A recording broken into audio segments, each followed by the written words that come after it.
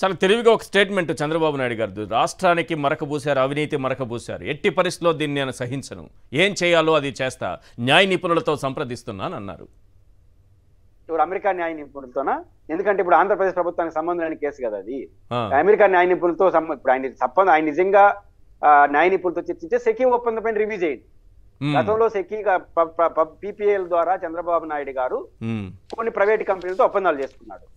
జగన్మోహన్ రెడ్డి గారు ఇప్పుడు సెకీతో ఒప్పందం. ఎప్పుడైనా ఈశ్వర్ గారు బేసిక్ గా 4 కంపెనీలు మనకు వచ్చాయనుకోండి టెండర్లో, లోయెస్ట్ దానికి మనం ఒప్పందం చేసుకుంటాం. తప్పు ఎక్కడ జరుగుతుంది?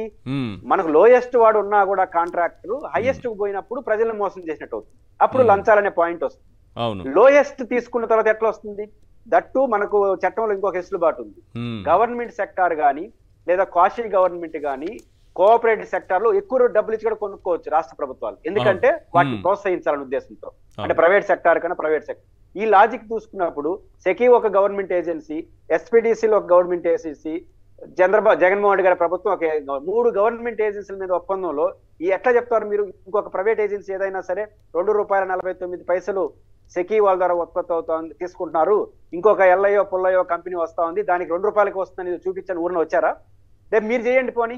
జగన్మోహన్ రెడ్డి గారు ₹2.49 చేశాడు సెకీతో, మీరు తగ్గించండి రివ్యూ చేసి, అప్పుడు తప్పు అవుతుంది. కానీ కాబట్టి ఒప్పందానికి హేతుబద్ధత ఉంది కాబట్టి దీని జోలికి పోలేరు. అందువల్ల దీని గురించి మాట్లాడకుండా అమెరికా కేసు గురించి మాట్లాడతారు.